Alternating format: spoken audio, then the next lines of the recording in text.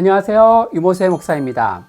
오늘은 세례 요한은 진짜 이 곤충 메뚜기를 먹었을까? 라는 주제로 재미난 얘기를 나눠보고자 합니다.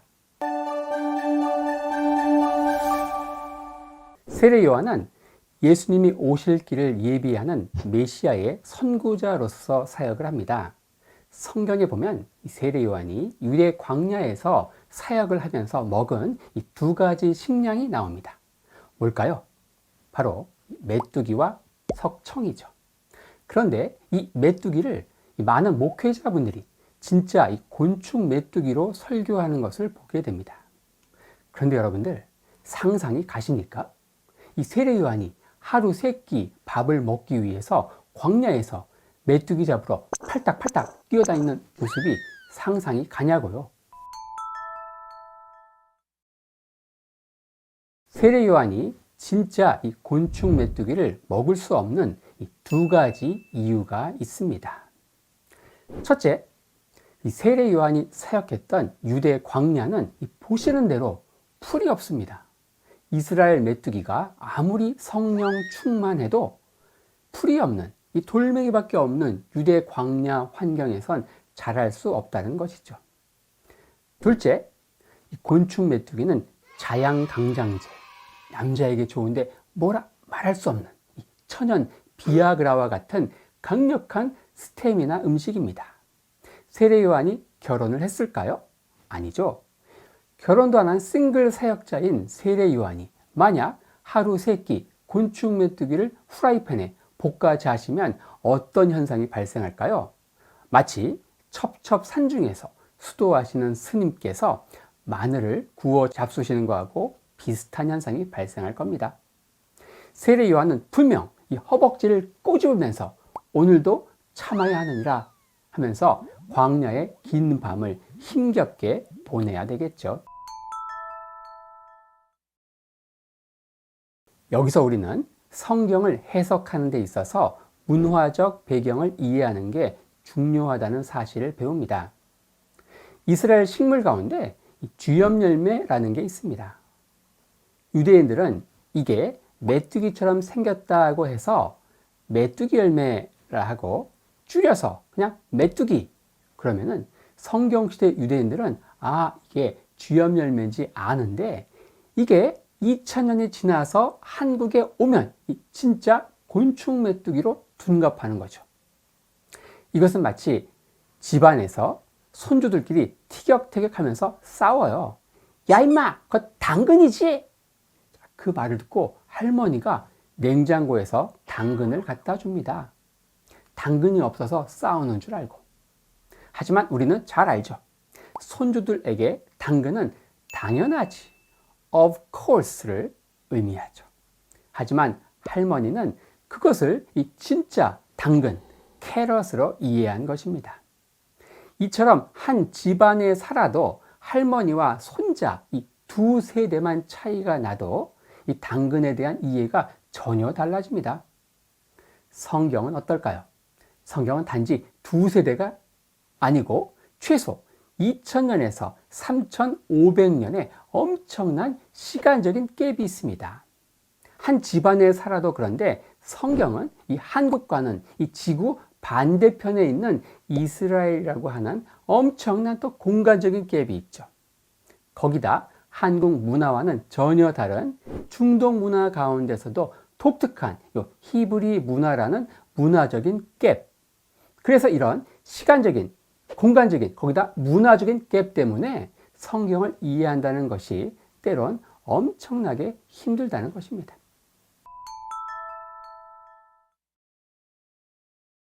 그래서 많은 분들이 시편 119편 말씀을 읽으면서 시험에 듭니다. 여기엔 주의 말씀이 내 입에 꿀처럼 달다. 내가 주의 말씀을 사모해서 헐떡였다. 이런 표현들이 자주 나옵니다. 여러분, 진짜 성경을 읽을 때 이 주의 말씀이 꿀처럼 달다고 느끼십니까? 어떤 분들은 밤에 잠이 안 와요. 그때마다 강력한 수면제를 먹는데도 약발이 안 들어요. 그때 성경을 탁 펴서 읽으면 정확히 5분을 넘기지 않고 깊은 숙면에 들어가는 자신을 보면서 시험에 빠집니다. 시편 기자에겐 꿀처럼 단 이 말씀이 왜 나에겐 수면제냐? 하지만 시편 말씀을 조금 더 읽다가 해답을 찾았네요. 시편 127편에 재미난 말씀이 있습니다. 여호와께서 그 사랑하시는 자에게 잠을 주시는 도다. 와우! 만약에 이분이 주님께서 특별히 나를 사랑하시기 때문에 말씀을 볼 때마다 깊은 숙면에 빠지는구나. 이런 식으로 적용했다면 맞을까요? 그렇지 않죠. 이런 비유를 들어볼까요? 여기 탐스러운 수박이 있습니다. 이 수박은 한국인에게나 성경시대 유대인에게나 꿀처럼 달죠. 하지만 우리가 이 동남아 여행을 가면 한 번도 보도 못한 열대 과일들이 있습니다. 만약 수박이 누군가에게 그렇다고 해보죠.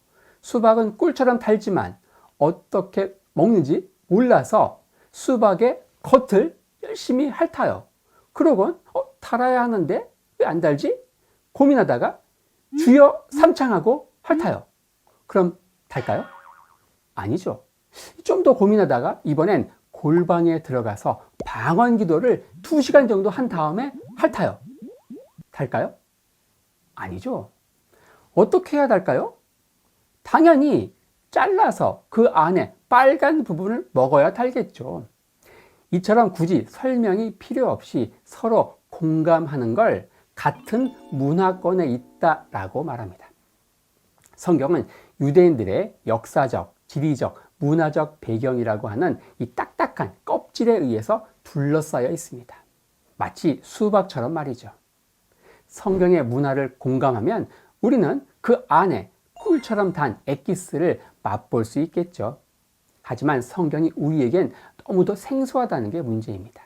성경을 둘러싸고 있는 이 히브리 문화라고 하는 이 딱딱한 껍질 때문이죠. 마치 동남아에서 처음 본 열대 과일처럼. 그래서 열심히 수박 겉을 핥고 있지만 힘만 들고 땀만 뻘뻘 나고 아무리 주여 삼창 골방에서 방언 기도를 해도 절대 달게 느껴지지 않는다는 것이죠. 다시 본론으로 돌아와 볼까요? 자, 주엽 열매는 메뚜기 열매, 줄여서 메뚜기라고 하지요. 영어에서도 이 주엽 열매를 locust tree, 즉 메뚜기 열매라고 합니다. 그럼 세례 요한이 이 주엽 열매를 먹었다는 것은 무엇을 의미할까요? 유대인들의 성경 해석인 탈무드에 보면 이 재미난 표현이 있습니다. 어떤 유대인이 하나님 앞에서 진정으로 회개하려면 주엽 열매를 먹는 상황에 떨어져야 할 것이다. 자, 이 말은 유대인이나 한국인이나 배부르고 등 땄으면 절대 회개하지 않는다는 것입니다. 주엽 열매는 가난한 자들이 먹는 최후의 식량입니다. 성경에 보면 이 주엽 열매와 관련된 재미난 인물이 등장하는데 바로 탕자죠. 두 눈 시퍼렇게 뜨고 살아있는 이 아버지에게 당당히 유산을 요구하고 먼 나라로 훌쩍 떠나서 흥청망청 탕진한 바로 그 탕자 말이에요. 이 탕자에게 주엽 열매는 무엇을 상징할까요? 바로 가난과 궁핍입니다. 하지만 세례 요한이 주엽 열매를 먹었다? 이건 약간 의미가 달라져서 검소와 청빈을 의미합니다. 세례 요한이 유대 광야에서 사역하면서 입은 옷은 약대 털옷이고 먹은 것은 주엽 열매로 대표되는 메뚜기인데 주엽 열매도 그렇고 약대 털옷도 그렇고 전부 검소와 청빈에 대한 상징으로 등장하는 것입니다. 그런데 여기서 중요한 반전! 가난과 궁핍을 상징하는 주엽 열매가 이 현대 이스라엘에서는 부자들이 먹는 웰빙 음식으로 변신했다는 겁니다. 우리에게도 과거엔 가난한 자들이 먹던 꽁보리밥, 시래기, 감자국 이런 것들이 오늘날은 부자들이 먹는 웰빙 음식으로 고가에 팔리는 것과 비슷하죠.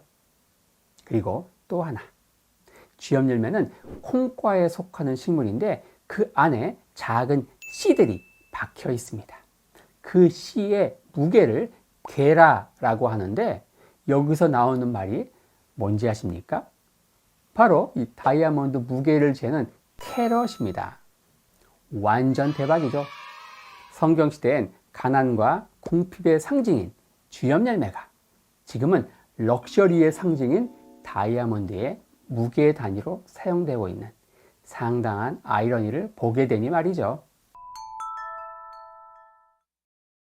오늘은 세례 요한이 광야에서 먹은 메뚜기가 이 곤충 메뚜기보다는 오히려 유대인들이 메뚜기 열매라고 부르는 주엽열매일 가능성이 높다는 이야기를 했습니다. 주엽열매가 탕자에게는 가난과 궁핍을 상징하는 부정적인 의미로, 그리고 이 세례 요한에게는 검소와 청빈을 상징하는 긍정적 의미로 사용되었다는 것이죠. 오늘은 주엽열매에 대한 문화적 배경을 이야기했고요. 다음에는 더 재밌고 유익한 영상으로 찾아오겠습니다. 다음 영상에서 뵐 때까지 레이트라오! 영상 하단에 소그룹 나눔을 위한 질문을 3개씩 넣었습니다. 청작년 순모임에서 본 영상을 효과적으로 사용하실 수 있을 거예요. 감사합니다.